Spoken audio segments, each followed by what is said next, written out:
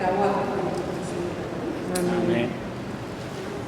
Nanti sama Kakak Yesus Kristus mungkin Lukas pokoknya pun bisa segera bisa. Egaa isin kanima kadhataa isiniif kennama barbaadaa hin argattu balbala rufaa isiniif hin banama kan kadhatu hundinuu hin fudhata kan barbaadus hin argata balbala kan rukutuufis hin banama isin keessaa abbaa kan ta'e ilmi isaa buddeena yoo kadhate isa inni kadhate dhoowwatee dhagaa kan kennaafiire qurxummii yoo kadhate qurxummii isaanii kadhate dhoowwatee bofa kan kennuuf jiraare yookiis ilmi isaa hanqaaquu yoo kadhate torbaan qabaa hin kennaafiire.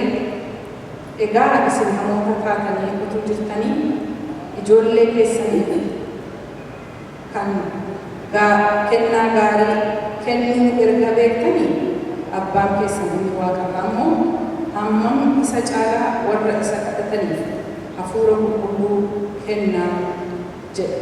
Kun dubbii Waaqayyooti. Galanni Waaqayyoo haa ta'u. Sagalee ammaataatti dubbiftee irra deebi'een dubbisa. Utuu isa dubbisin isarraa kaanee ergaa Xiimotewos isa duraa 2:1 duwwaa dubbisa. Isarraa tutu dubbiten isarraa kaanee gati ta'eef Xiimotewos isa duraa 2:1 ani duwwaan dubbisee na deebi'a. Ammas waan hundumaa dura himannaan tokkodha. Taanee kadhannaan 2.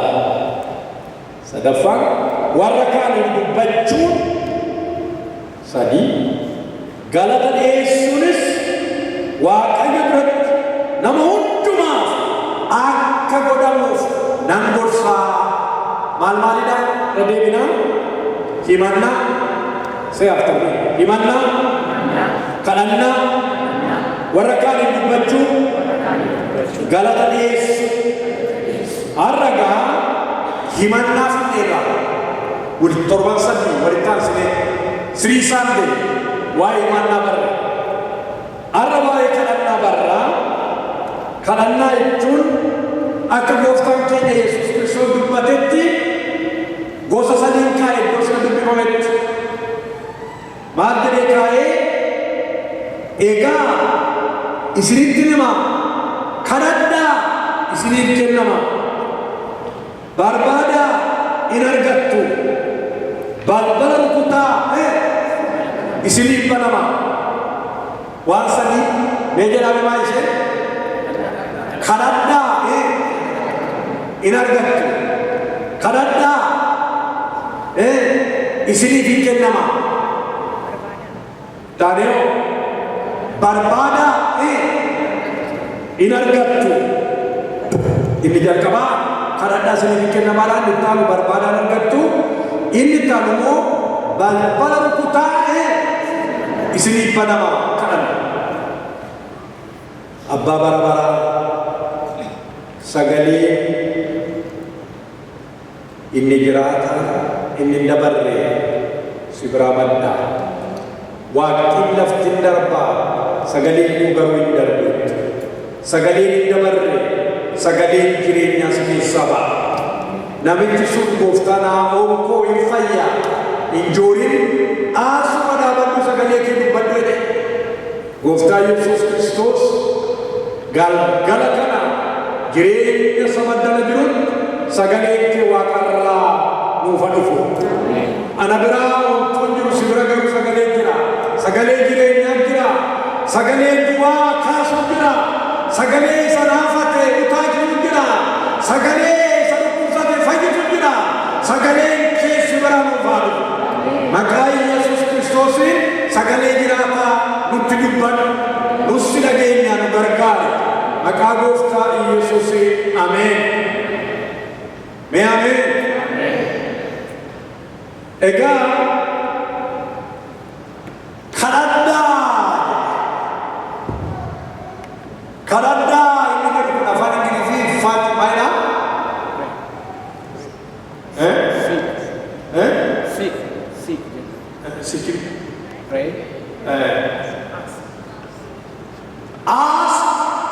seek and knock.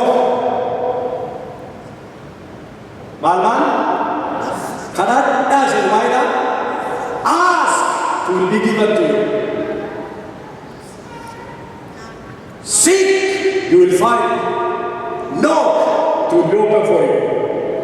Kanaafi ask inni jedhu kuni kadhadhaa seenurraa xinnoo ishee addummaa qaba.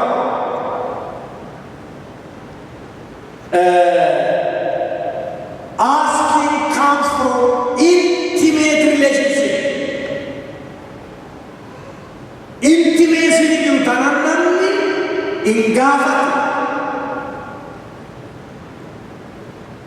Isa kana jireenya ijoolleetiif jireenya warraa yookiin immoo maatii gidduutti mul'ata. Jireenya ijoolleetiif jireenya warraa yookiin immoo jireenya mucaaf jireenya abbaa gidduutti mul'ata yookiin haadha gidduutti. Namni ni kaan isin gaafatu. Isin kadhataman he begs you. Yoo dhuma gara begging life keessa jira ta'ee namni waa barbaadu beegi godha malee he never ask. Ijoolleen warraa baay'ee maadu jedhu ijoolleen kennu wani argamu. Fide. Boolti ishee namaatti kenne. Aboon sun maayee? Aboo mucummaati. Aboo mucummaati boolti ishee sana keessa kaa. Amma ni akka mucaan isaa gaafa tuqeetee argamu gaafa doon. Mucaan isaa daadhi $10 jedhu malee akka jechuu qummanuu of caccabsuu hin barbaachisu mucaadhaaf abbaa gidduu. Sirriidhaan kan jedhu kenni daadhii yoo hin barbaachisu ta'ee itti qaban diinummaan isin dhalatu batii dhoora dhoowwateef maaliif? He is still father, she is a child, or he is a child. Diinummaan hin uumamu. Yoo dhoowwates amma isin barbaachisutti yeroo ta'es diinummaan hin jiru. Kana kan fide maaltu fide kana? Abbummaa ilmummaa yookiin mucummaa. Asxaan dhugaa yoo abbummaaf ijoollummaan anaaf isiniif waaqayyo gidduun develop ta'eera taanaan isa kana sun keessaa gadhangalaatti. We ask. Boldly we ask and we will give. Hallelujah. Kanaafi tokkoffaa gaafachuu kan nu dandeenyeef waaqayyoon isarraa arachuu keenyarraa kan ka'e. Sagalee waaqayyoo tokko jedha. Abbaa jennee kan ittiin isa waamnu hafuura mucummaa fudhannee. Hallelujah. Roomee 8:15-16. Abbaa jennee kan ittiin isa waamnu maal fudhannu? Hafuura maalii? Hafuura mucummaa jire. Abbaa jedha. Galanni isaa faata. Abbummaa kanaafi gooftaan keenya Yesuus Kiristoos akka jedhe maqaa kootiin waan tokko iyyuu kadhanne amma irraatti jedhe maqaa kootiin kadhadhaa hin argattu. Wangeela Yohaannis 4:3-5 irratti gaafadhaa maqaa kootiin jedhe. Dhugaan tu cheekii barreessitanii 2,000 ta'uu 5,000 ta'uu 6,000 ta'uu eega barreessitanii booddee akkasumatti cheekii sana kuttanii irratti laattan isaas maaliif? 5,000 2,000 30 isaasa kuttanii irratti laattu. Galarraa isaa irraa mata-duree irraa Alammaa Nagaasaa cheekii 6,000 biyyeetti kenneera. Valididhaa yookiin immoo eenyutaa cheekii mataa raasaa jechuudha. Wali mataa raaftaa maali mataa raaftaa? Mallatteeffamne. Maali?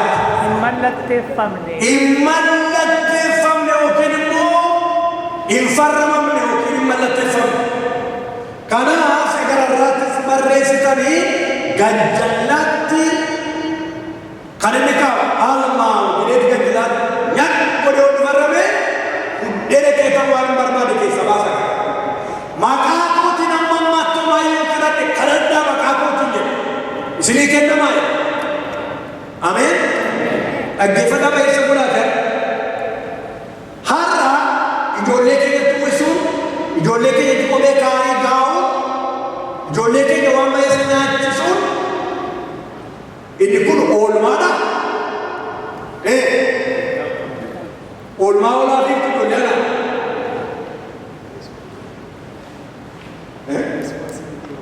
Responsibilityidha.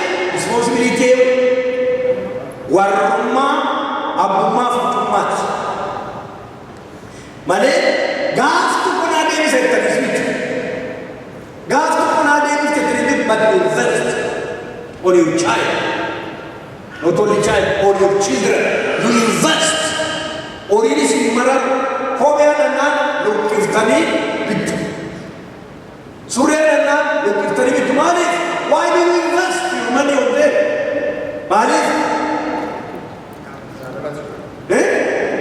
Dhaala keessan mucaa keessan mirgaa abbummaa yookiin mirgaa haadhummaatu kana raawwataa jira.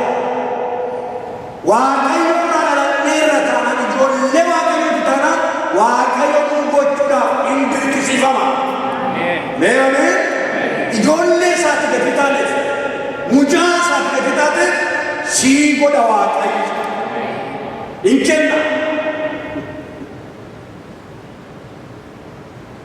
Ergaa Yaaqoob tokko 17 kennaa gaarii hundinuu abbaa isaa biraa dhufa.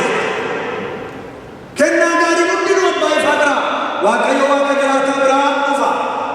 Dubbii sila dubbifame sila keessa wangeela Lukaas tokko keessa isin namoota taatanii jirtanii ijoollee keessanii kennaa gaarii kennu erga bartanii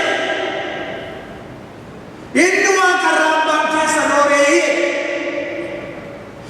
isin keessa mucaan keessan yoo hanqaaquu barate dhagaa kan itti kennu kana yoo barate torbaan qabaa kan itti kennu isin namoota taatanii jirtanii ijoollee keessan biratti gaarummaa kana kunuunsuu erga taa dandeessanii waaqayyo abbaan keessan inni waaqarraa nooreeyye. Haleluuyaa.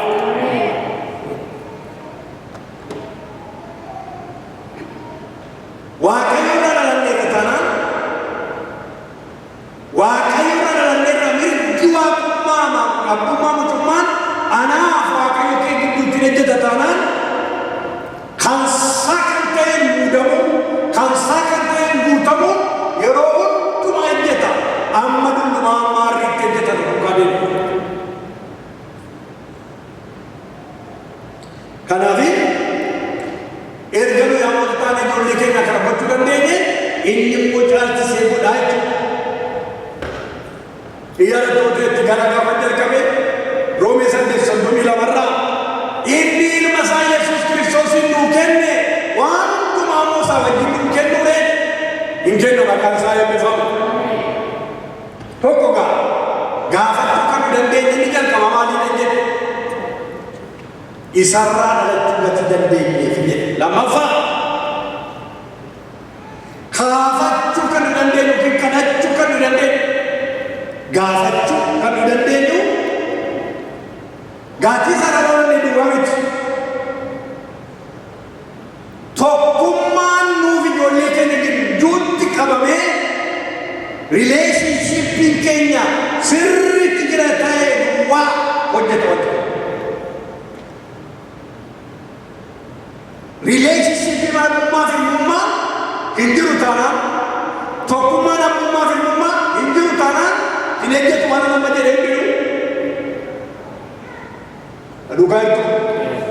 Mucaa isa wangeela Luqaas 15 keessatti abbaa isaati waan dhaga'u naa kennee fudhatee biyya fagoo dhaqeedha.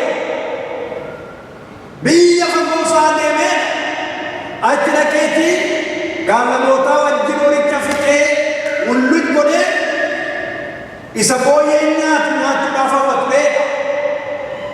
Gara garaa isaatti deebi'ee wayyoo mana abbaa kootii tikee meeqarraa kanaaf nyaata sana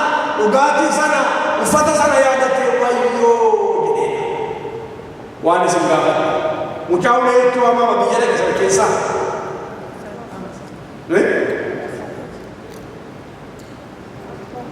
Abbaasatti waamama. Alamuu kan sirreessaati. Itoophiyaa keessatti alamuu jedhama. Sirreessaa. Ameerikaan dhufee alamuu kan eegutu. Kan sirreessaa. Amma namichi sun biyya fagoo dhaqeedha. Abbaan isaa badhaasaa yoo ta'e badhaasaatti waamama. Badhaasaatti sooressatti. Isa birrii buddurseetti kenne. Isa midhaan gootaa keessaa safariitti kennetti waamama. Relationshippiin gatii citeef si akkumatti waamamu iyyuu badhaadhummaan abbaa isaatii hojjetaa jiru. Baduukaa jirtu. Gatiin ni fagoo dhaqee miti. Gatiin relationshippiin citeefiti badhaadhummaan resources hundinuu hin dhaabatu. Obboloota ko har'a mana Waaqayyoo keessa jirra. Abbaa sooressatti waamamuun gatiin qabu. Aksesii namaafis badhaadhummaa isaa gidduu jiru taanaan aksesii qabu taanaan anaaf waan goone taanaan itti waamamummaa maayii baasa.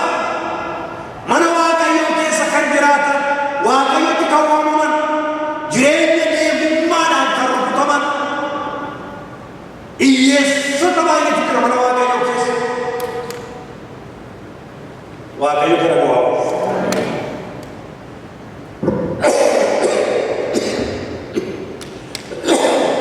Namoota baay'eetu mana Waaqayyoo keessa jira.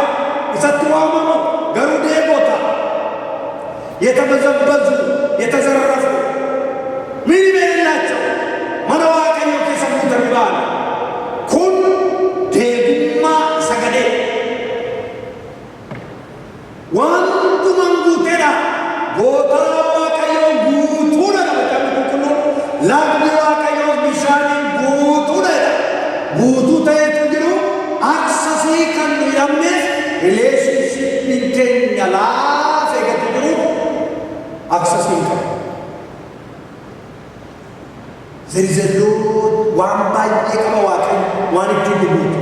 Kennaan ayyaana baay'ee jira. Waan baay'ee waan gurguddaa jira. Jireenyi koo jireenya keessa kan ittiin muudamuu jiru. Si'a mucaan inni kennaanii abbaa koo waan naga'u naa kenne biyya fagoo dhaqee inni guddaan manatti hafeedha. Inni guddaan manatti hafee yeroo mucaan sun garaa cabaadhaan gara abbaa isaatti deebi'e abbaan fagoo bituu jiruu fidatee dhufeedha. Ol gashee qalma qalee qubeelaatti kaa'ee kopheetti geddaree mucaa isaa gonfee lafa kaa'u akka jireenya hangafti bara keessa ture bara jireenya isaa. Maal ijoolleen isaa ergamaan ba'e guyyaa tokko iyyuu waan naan goone. Sirriidha. Na duukaa jirtu fakkaata. Baay'ee mucaan dhagatu. Yeroo baay'ee yeroo hundumaan isaa ergamaa ba'e laayiftaayim garooma naan goone. Nama mana badhaadhaa jiru abbaa badhaadhaa mana isaa keessa jiru homtuu taane jechuun maal jechuudha? Achi jiraachuu miti waa'ee faginaa miti isin jedheera sila waa'ee dhiyeenyaa fageenyaa miti relationship akka jedhee nama maali mucaa kutaan koo kan ta'e hundumaan keetootti jedheera. Mana abbaa isa sooressa keessa jiraataa soorummaa sanarraa aksesii dhabuun jaalummaan kanarra caalee Waaqayyo keenya nu qabata. Barumsa isin barsiisaa jira. Lallabaa wacci harka ol kaasee dhumutu isin erguudhaan danda'a. Garuu fuula Waaqayyootti kun isiniif jireenya keessan kan ijaarudha. Relationshippiin keenya maal fakkaata Waaqayyo wajjin? How do we develop our relationship with Him? Attamitti develop godhu? Attamitti relationship uumtu namaa wajjin? Nama wajjin relationship keessa develop godhu? Isin beektan isin gaafadha. Itti siquudhaan gara biraadha. Ittoo isin beektee jedhe taa'uu dubara. Wajjin dubbachuu, wajjin haasa'uudhaan relationship keenya develop godhu.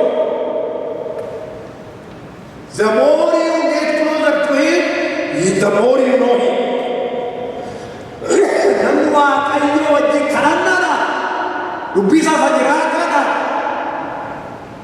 relationship isaa hin eeggata yoo ta'e yeroo hundumaa fuula waaqayyootti ol guddata gadi bu'u gada deemaan deemu ol guddataa deema malee alba'ee waan dubbatu qabu ka'ee waan dubbatu qabu gadi ba'ee waan dubbatu qabu sooressa namtichi haleluuyaa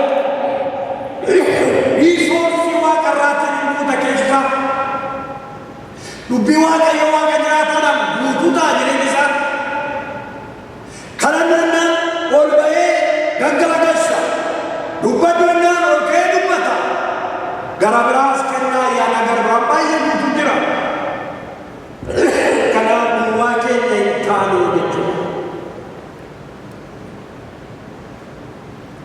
kanaaf kan waaqayyo kan ta'e karaa kan keenya gootu karaa isaa maayini jedhame maayini ጤናማ ህብረት healthy relationship isa wajjin qabna taanaan hin guddataa jechuudha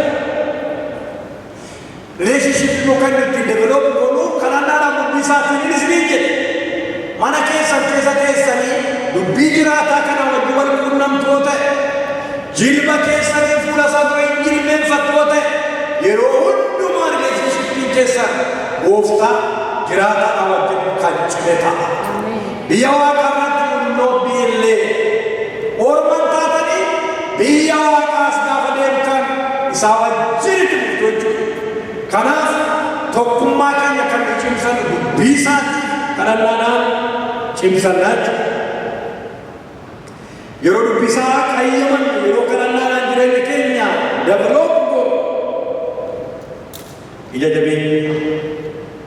jabinaa godhanna yeroo sana gaafannee argachuu nutti jabaata kanaaf daawwitiin maal jedhe yeroo rabbisan kaastoo bararraa maal nan gaafattoon siin kennaa abbaa dhalooti kusaa maal yoo sitti xinnaa ta'e nan gaafattu har'a sanaaf isinis gaaffii kana dubbatu maal nan gaafattu hundi guutuudha barasaa maqaan isaa eebbifamu amma gara biraatti dabarra as kisee dhufne sik kisee dhufulaalla barbaada in argattu rukutaa in badamaatti dabarra booddee kana sadafiidhaan sik kisee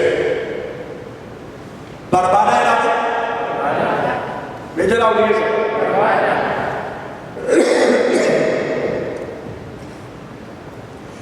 waaqayyoon dhumtuu harka isaa keessatti durumaa nu barbaachisa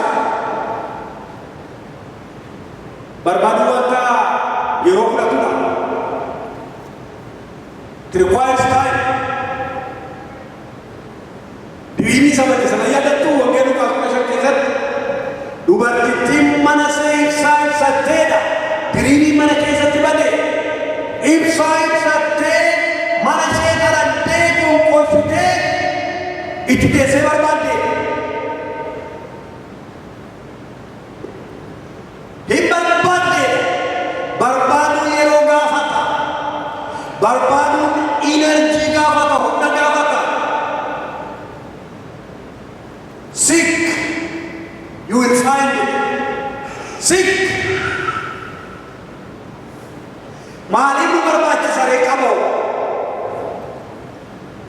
why did you want us to seek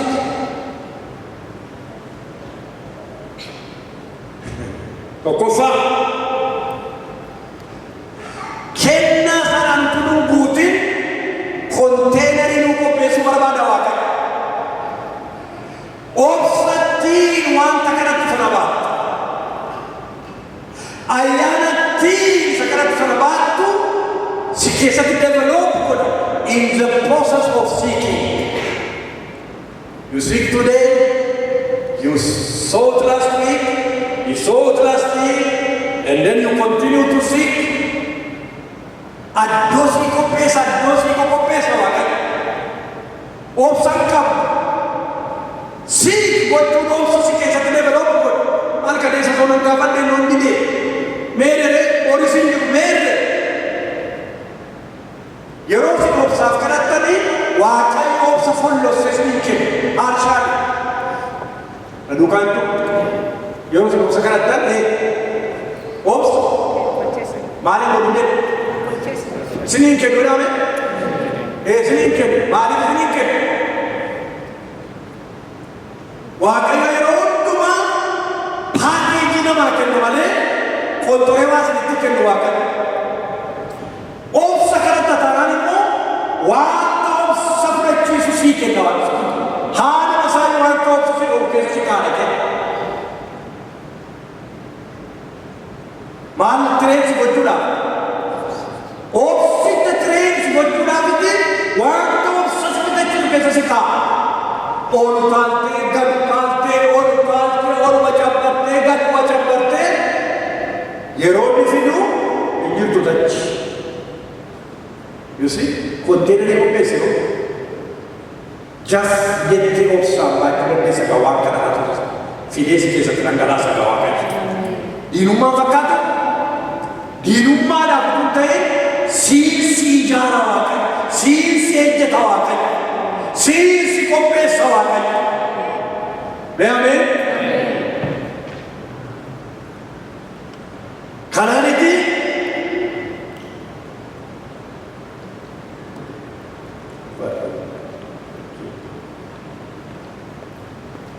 Gooftaan Yesuus akkan jedhe waan baay'een isinitti mun qabaa ture amma garuu baachuu hin dandeessanii wangeela Waaqaa 16:12 waan isinitti waan baay'een qaban amma garuu jedhame baachuu hin dandeessanii waan ittiin baattu ayyaana sana fida jechuudha humna sana fida jechuudha siikki kanatti gootu kanatti barbaaddu ganamaan galgala jireenyattiin ayyaana kanatti sana kennaa kanatti sana ittiin baattu fida Waaqayyo leessa akkasii galutti miliyoonii kanatti ta'e akkasii galutti jechuudha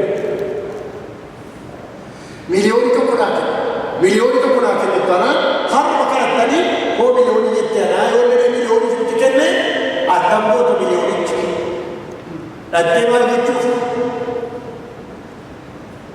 gurbichi fuudhee sana keetti laannaa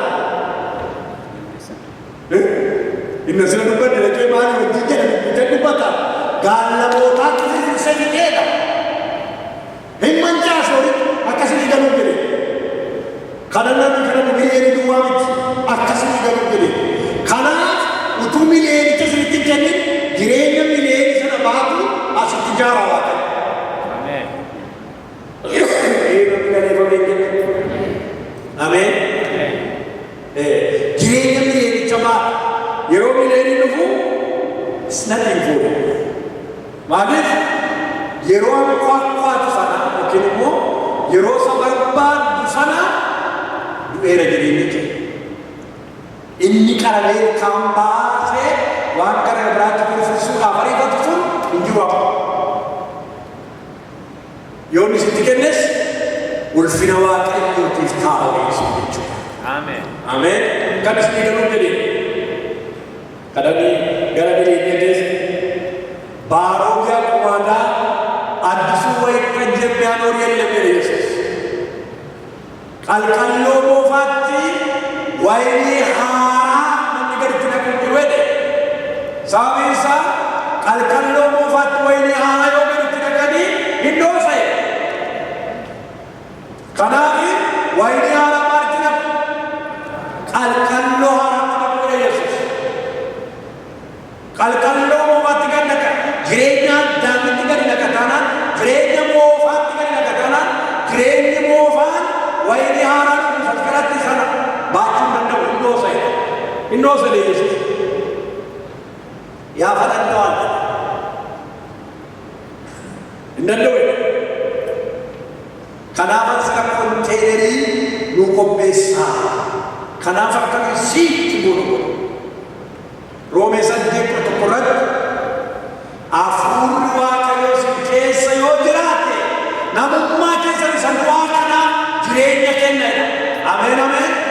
Inni nu keessa dhufeera kanaaf jechi jireenya isa du'aa kun jireenya qabaadha. Roomee 8:1 hafuurri Waaqayyoo si keessa jira ta'e namummaa keessan isa du'aa kanaa jireenya kenne. Galanni Waaqayyoo ta'u. Namni Waaqayyoo wajjin jiraata, Waaqayyoof hin mo'amne hin jiraatu. Yaada isaatiin mo'ama yeroo hundumaa, fedha isaatiin mo'ama yeroo hundumaa. Waaqayyoo jiraachuun keessa milikinni isaa maali? You submit and surrender for His will. Fedhi kee irratti raawwatu, jaalalli kee irratti raawwatu afaan duwwaan ta'u. Waaqayyoon beekuu keetiin mallattoodhaan, Waaqayyoon jiraachuu keetiin mallattoodhaan fedha Waaqayyoo sabdiu gochuun, submit gochuun Waaqayyoon beekuu kee, Waaqayyoon ofirratti moosisuu keetiin mallattoo ta'a. Kanaatti jireenya addaatiin beekamaa dutaa bakkaas gaisaa achi gaisaa jiraachuu ta'a. Waaqayyo jireenya waan nuuf haa kennu. Jireenya isaa maali? Number 2, isin jalqabaa maaliin isin jedhee maaliin duraa isanan jedhee ayyaanatti isa baadhuu uumaa. Ni lammaffaa kennaa sanaan utuu hin guutamin isa kabeeku akka barbaada. Whom are you asking? Waa jechuun maqaa Waaqayyo gooftaa keenya Yesuus Kiristoos jenna. Who is this gooftaa Yesuus to you? Who is this gooftaa Yesuus to you? Before He respected you with the gift, He wanted to honor you just with Himself.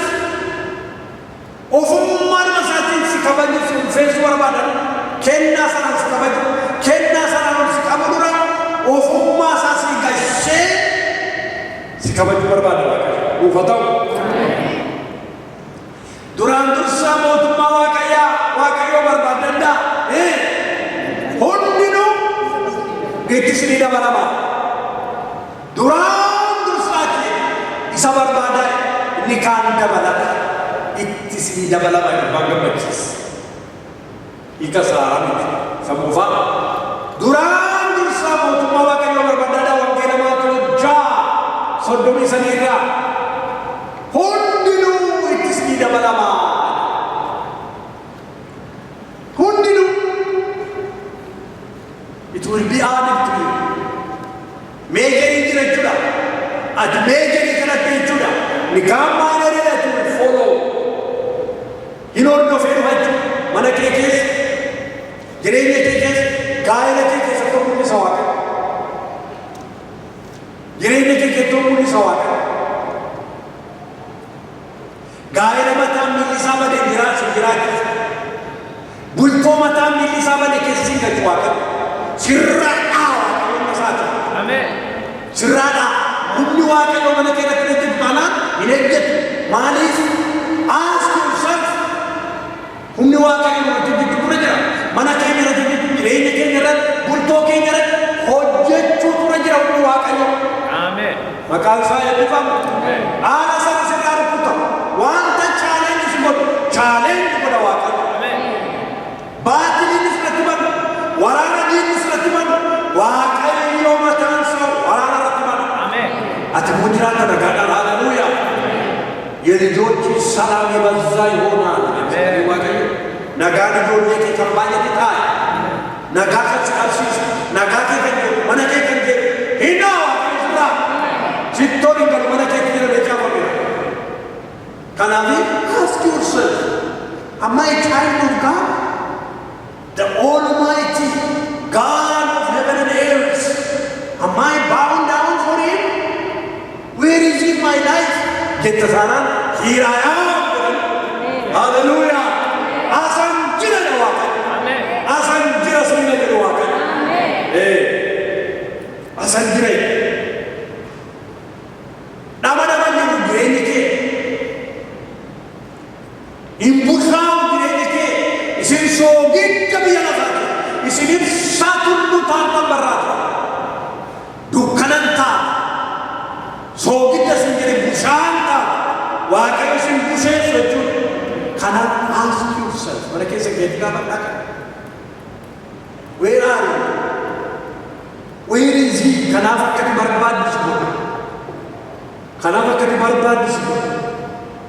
Ganama kaarta jilbeeffattee barbaaddu. Guyyaadhattee yeroo simbisii qilleensatti jilbeeffattee barbaadu, galgala jilbeeffattee barbaadu, hin argattu barbaadaa Yesuus. Hin dhabdu hin jedhu. Hin argattu si argachiisa Waaqayyo.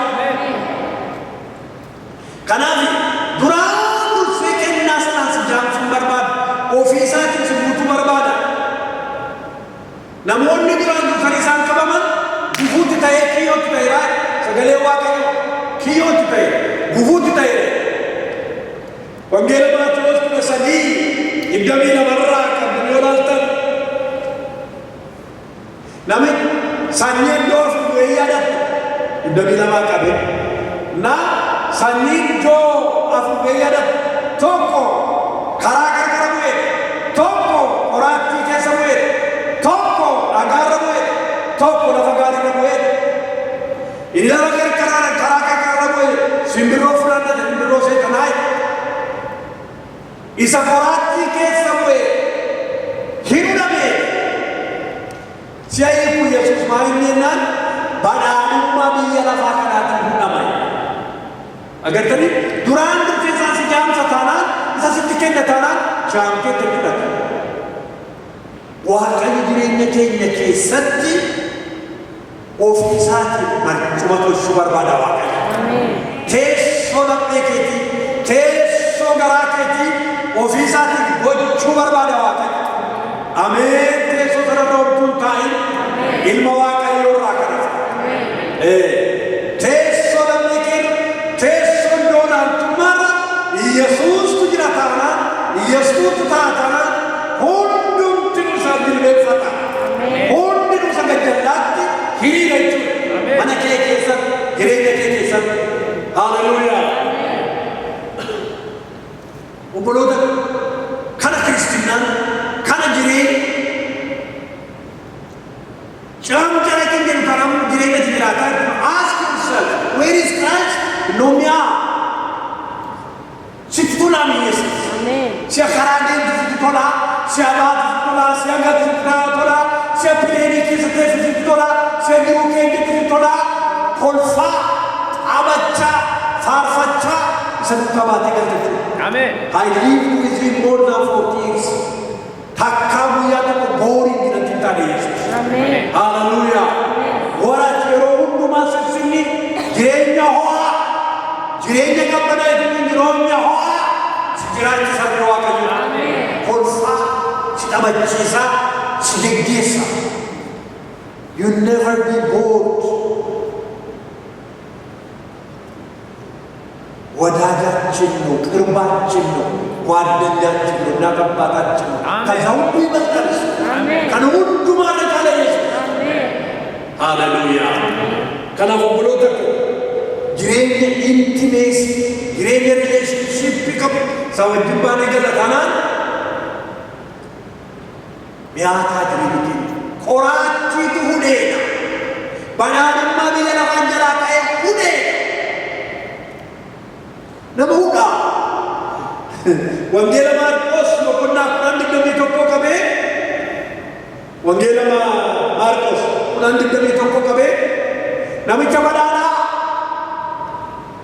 ኢሳበዳና ሰረቱ ጎፍታ ጀኔ በራ በራከት ማለበራች ሳይ ባይሌ ኢየሱስ አቦሚ ሳይ ጌሪ ሶጆ ለማቆት ከበ ጌሪ ኢየሱስ ከራራ ማጁት ሜከ ጎፍታ So edetta ena agega kabenya kiruma gurguri degotaaf kenni na duka bui achi targatta motumma bakko targatta esa targatta motumma barabara motumma bakko targatta namichi gafa kada gawi fitu tokro azno zor gurguloi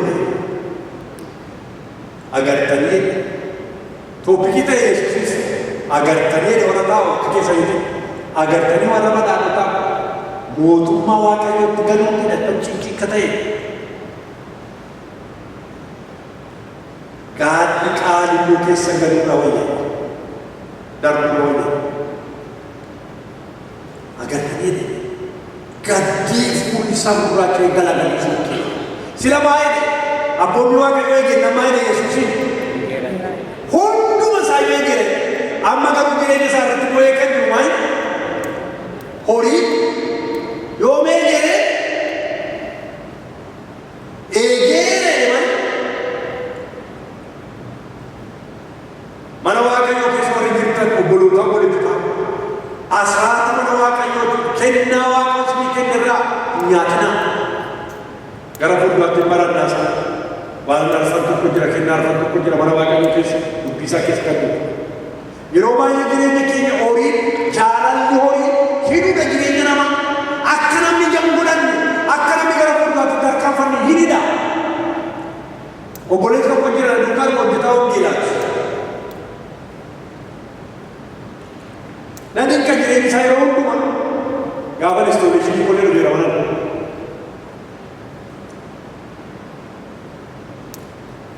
nanti kan jireenya isaa really yeroo hundumaa nanti he earns little but he gives a lot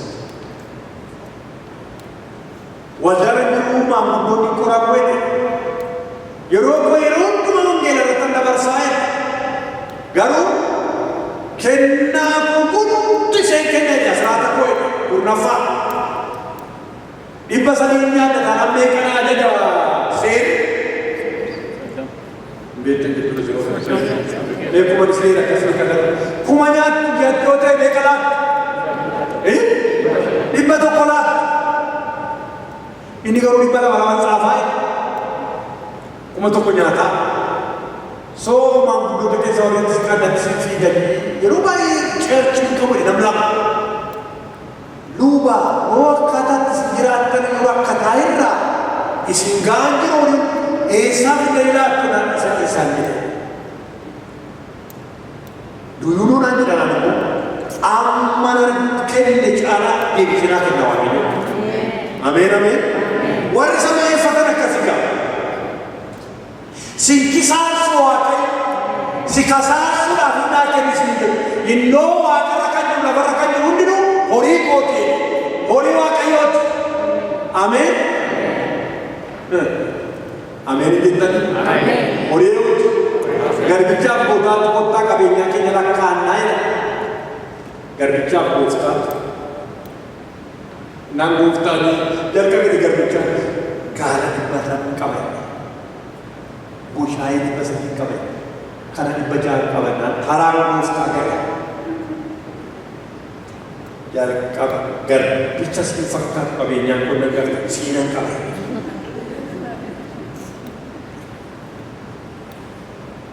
nuyyuu kan eewwate jechuudha horii kee bitatu kan eewwate jechuudha kan waaqayyo waaqa jiraataati you have nothing to claim including yourself we belong to him hallelujah amen al-spaghetti maal fanni taree maal kan kootu kan jedhu maal qabda hundinuu waan saati kanaaf obboloota koo waaqayyoon sodaachaa deddeebi'atanan akkasuma akkasumas haalli lameen manaan kudhame rawu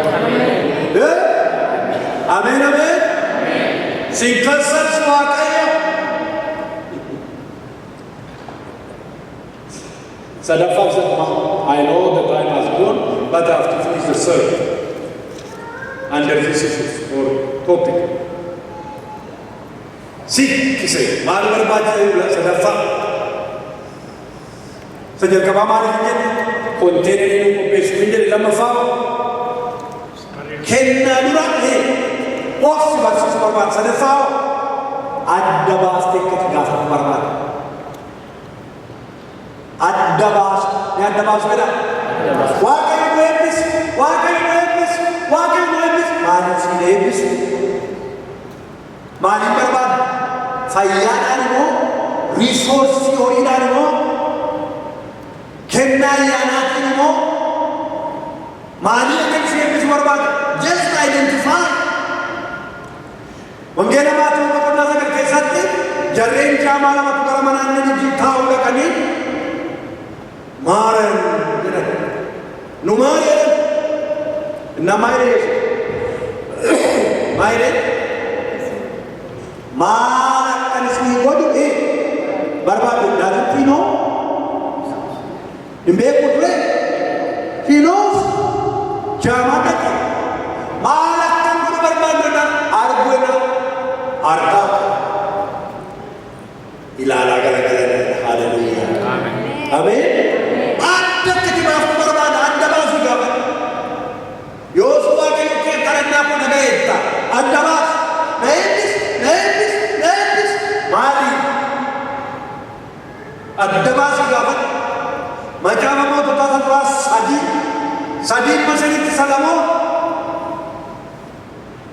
dhagee aarsaa sadii seena qalmaa guddaa kun waaqayyoon gammachiiseedha waaqa bara isaa dhufee salamoo maal akkan sii kennudha kadhadhani ameen ameen baay'ee maal akka barbaaddu kadhadhani anoonan barbaadu jennaan ogummaa beekumsa hubannaan barbaada saba kana baasee geessuudhaaf isatti nan kadhatini isatti immoo si eebbiseera kiippii wajjin fuudhaa badhaadhummaa siree ameen ameen waan akka kadhanne itti dabalee si kenne arjaa dhawu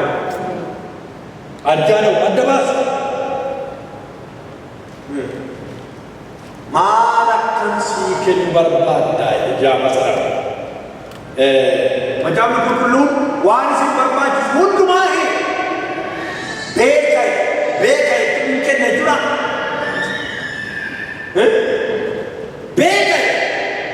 beeka waan si barbaachisu garuu achi sitti dhaga'amu akkatti barbaada you want to know that you have a feeling wanta namni sana kanaaf barbaada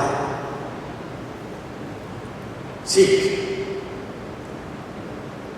garuu si akka inni qabdi kenne Efesoon 3 digdamaa qabee kan ilaalu kaas Efesoon 3 digdamaa qabee attamitti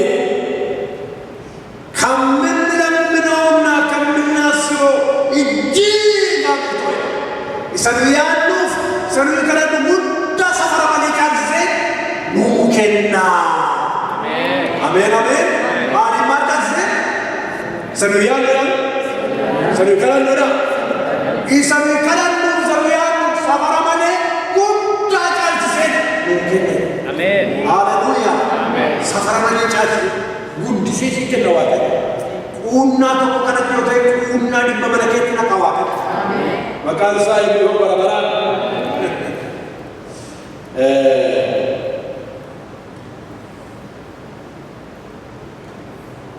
sagalee abdiidhaan isa eeggatan kan leeyyaanii jira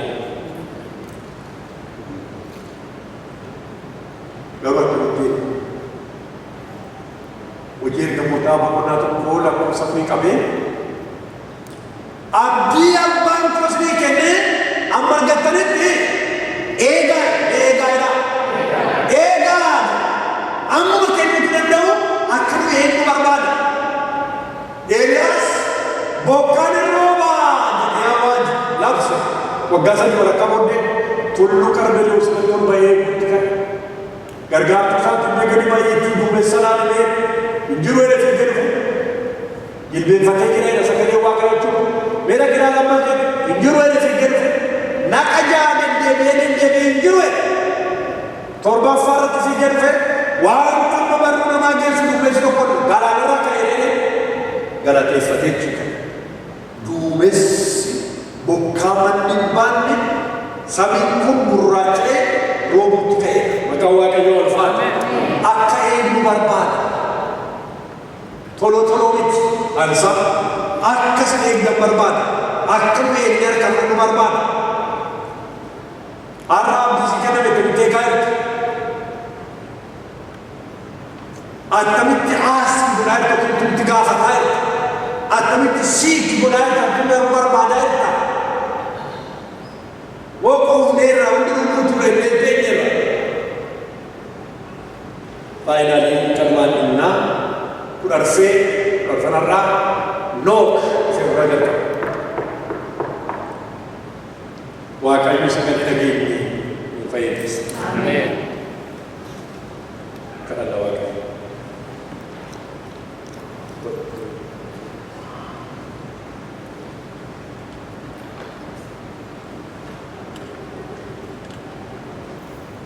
Kalau okay.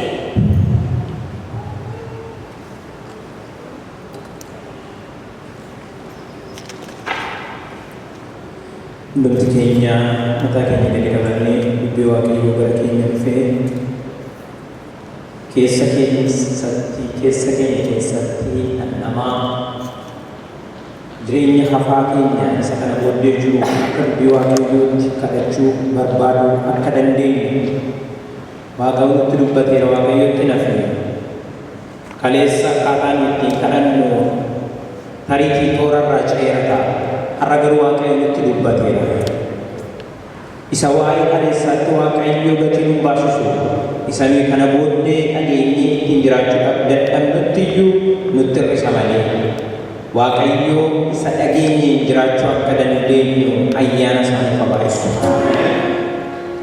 Inkadhanna afurri Waaqayyoo sanyii faca'e kana jireenya keenya keessatti hiddaa hundee akka inni godhachiisu ayyaana Waaqayyoo Waaqa jiraataa kadhanna. Tolaadhaaf amanamaa danda'a waan hundumaa kan taate yeroo hundumaa bara hundumaa teessoo kee ulfinaarra kan jirtu Waaqa abbaa keenyaa guddaa guddisnee si galateeffannaa. Ijoollee kee ta'uu keenya nutti dubbattee ijoollee kee ta'uu keenya nu mirkaneessitee akkamitti sirkaa fudhachuu akka dandeenyu akkamitti akkasii wajjin hariiroo uumuu dandeenyu dubbii kee isa jiraataa isa bara baraarraa waan nutti dubbatteef galgala kana si galateeffannaa galanni siif haa ta'u. Galgala kana si galateeffannaa galanni siif haa ta'u.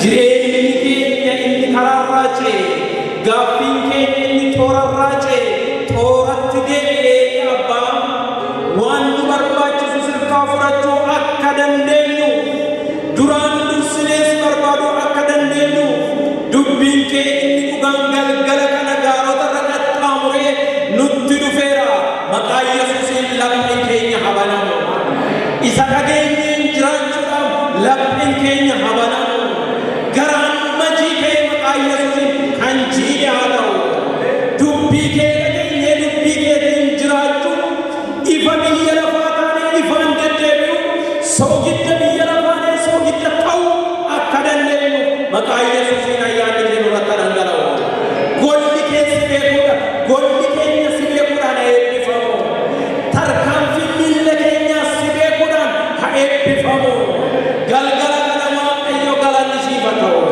waa'ee dubbii keessa qulqulluu gara keenya dhufe maqaan kee eebbifamu xiyyaan seexanaa kadhannee kadhannaan keenya deebii akka hin qabne fakkeessee kan nutti mul'isu mata duree kadhannaa kan nu jalaa dhoossu maqaa Yesuusiin kan waraaname haa ta'u maqaa Yesuusiin kan waraaname haa ta'u kadhannee ija kadhannaadhaaf warra dhabnu kadhannee ija kadhannaa warra haammachuu dhabnu taanee akka nu deddeebinu kan godhu xiyyaan hafuura hammeenya kan rukutame haa ta'u gola keenyarraa kan rukutame haa ta'u mana keenyarraa kan rukutame haa ta'u tokkummaa keenyarraa kan rukutame haa ta'u abbaa galanni siif haa ta'u abbaa galanni siif haa ta'u abbaa galanni siif haa ta'u sagalee kee jireenya gara keenya dhufeera maqaan kee eebbifamu garbicha ittiin daattee nutti deebii nutti dubbatte maqaa Yesuusiin eebbisuun jaalala kee haa ta'u dhossaa dubbii keetii isa kaleessaa gararraa isa bardiin gaddaa gararraa isa kanaan waggoota kanaan duraa gararraa ammas immoo bal'isteetti dhangalaasuun jaalala kee haa ta'u yeroo nu kenniteef eebbifamii tokkummaa nu kenniteef eebbifamii ayyaanni kee yeroottis yeroo maleettis nu dammassee warra si wajjin jiraannu nu haa godhu